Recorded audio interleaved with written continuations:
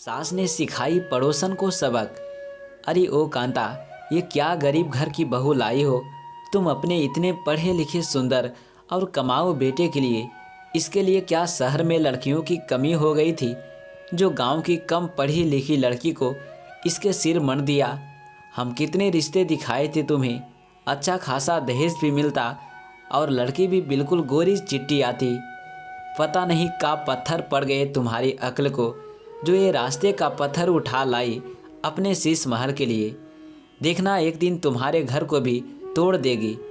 पड़ोसन जब कांता को ये सब सुना रही थी तब कांता बोली, हाँ भाभी, रिश्ते तो आपने बहुत बताए थे पर पता नहीं क्यों हमें अपने लल्ला के लिए कोई ठीक नहीं लगा। माना कि दहेज काफ़ी लाती अपने साथ, परंतु जो दहेज हमें चाहिए था वो हमें उनसे नहीं मिल रहा था। कांता के मुंह से ये सब सुनकर पड़ोसन मुंह बनाते हुए बोली, अच्छा ऐसा क्या दहेज दे दिया तुम्हारी बहू के घर वालों ने? हमने तो सुना था गांव में इसके बाबू खेती करते हैं और भाई अभी छोटा है, तो फिर इतना दहेज कहाँ से जुटा लिए? जरा हम भी तो देखे दहेज किधर है दहेज?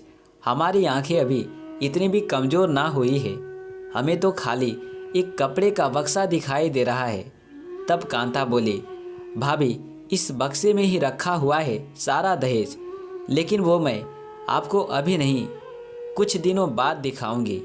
इतना कहकर वो अपने बहू और बेटे को लेकर घर के अंदर चली गई। कांता बहुत ही समझदार और पढ़ी लिखी थी। अपने तीनों बच्चों को भी उसने बहुत अच्छे संस्कार दिए थे।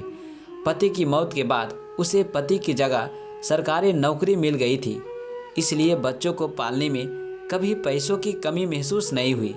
तीनों बच्चे भी अपने माँ के त्याग और समर्पण की कद्र करते थे और तीनों ही पढ़ने में बहुत होशियार थे। सब लोग कांता और उसके बच्चों की तारीफ करते हुए कभी नहीं थकते थे। दोनों बेटियों की शादी के बाद जब बेटे विनय की शादी की बात आई तो रिश्तेदार और सगे संबंधियों ने बहुत से अमीर घरों के रिश्ते बताए, और बताए भी क्यों ना।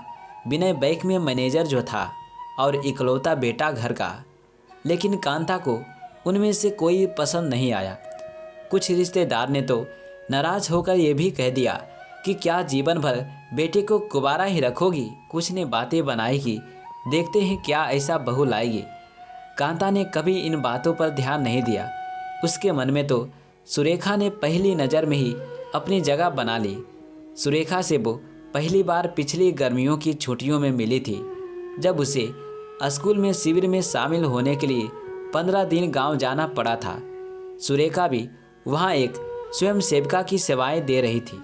वही पहली बार कांता और सुरेखा की मुलाकात हुई और सुरेखा एक पल में उसके मन को भा गई। उसे लगा जिस लड़की की तलाश उसे अपने बेटे के लिए थी, सुरेखा बिल्कुल वैसी ही है, और मन ही मन उसने सुरेखा को अपने बेटे की दुल्हन के रूप में पसंद कर लिया। कांता वहाँ 15 दिन रही और सुरेखा के बारे में सब पता कर लिया। शिविर समापन के बाद वो शहर लौट आई और उसने अपनी दोनों बेटियों तथा अपने बेटे विनय से अपने मन की बात कही और सुरेखा को अपने घर की बहू बनाने की इच्छा जाहिर की। विनय माँ का बहुत आदर करता था, इसलिए माँ की बात का मान रखते हुए उसने बिना सुरेखा से मिले हुए और उसे देखे बिना ही शादी के लिए हाँ कर दी। बेटे का जवाब जानकर माँ को इतनी खुशी हुई कि वो खुशी से फूली नहीं समाई। आज उन्हें परवरिश और दिए हुए संस्कारों पर नाज हो रहा था।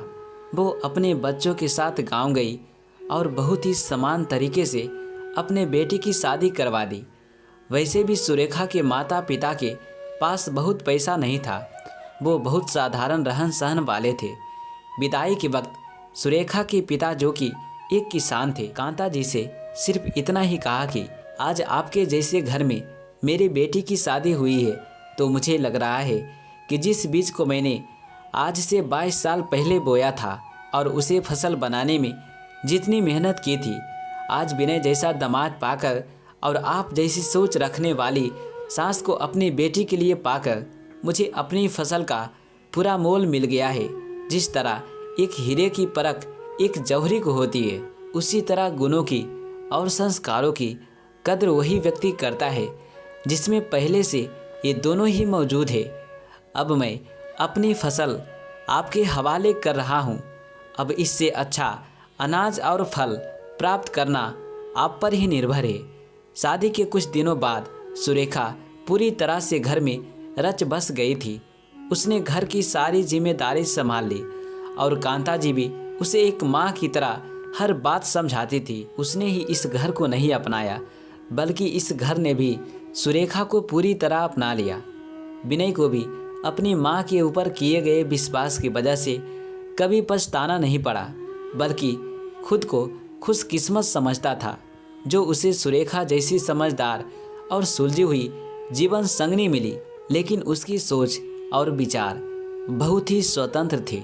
जल्दी ही उसने शहर के सारे तौर तरीके भी सीख लिए। आस पड़ोस के लोग भी उसके गुणों को देखकर उसकी सराहना करते थे। लेकिन कांता की पड़ोसन के मन में अभी भी एक बात खटक रही थी कि शादी के इतने दिन बीत जाने पर भी कांता ने उसे दहेज का सामान नहीं दिखाया। आखिरकार एक दिन उससे रहा नहीं गया और वो पूछ बैठी, अरे कांता, अब तो उस बक्सा को खोलकर हमें दहेज का सामान दिखा दो। तब कांता बोली, भाभी, बक्सा तो हम उसी दिन खोल लेते थे जिस दिन बहुरिया घर में आई। पड़ोसन आश्चर्य से बोली, क्या? तो फिर दहेज किधर है? हमें तो तुम्हारे घर में कुछ नहीं दिखत है, सब सामान पहले का ही तो है।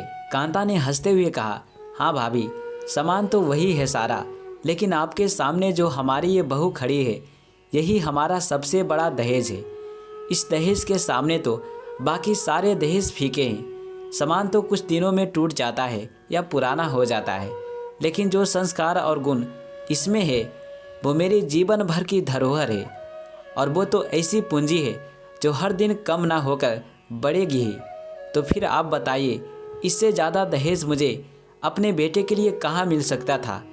क्योंकि ये सिर्फ मेरा दहेज ही नहीं, बल्कि दहेज से अनमोल बहू है जो मेरे बुढ़ापे का खजाना है। मेरे लिए ही तो मेरी बहू वो दहेज है जिसके संस्कार रूपी खजाने के सामने करोड़ों की संपत्ति भी फीकी है। पड़ोसन कांता की बात सुनकर निरुत्तर हो गई, और आज कांता मन ही मन सोच रही थी कि जिस फसल पर उसने विश्वास दिखाया, आज उस फसल ने उसे निराश नहीं किया, बल्कि अच्छे और मीठे फसल दिए। ऐसे फल जिनकी मिठास जीवन भर उनकी जीभ पर और दिलों में बनी रहेगी। दूसरी तरफ सुरेखा भी यही सोच रही थी कि आज उसे जो अपनापन मिला है, भविष्य में वो उसी प्रेम से नए बीजों को रोपेगी। दोनों सास बहू की आंखों में एक दूसरे के लिए सम्मान और बढ़ गया। तो दोस्तों, ये कहानी कैसा लगा प्लीज़ कमेंट करके बताएं।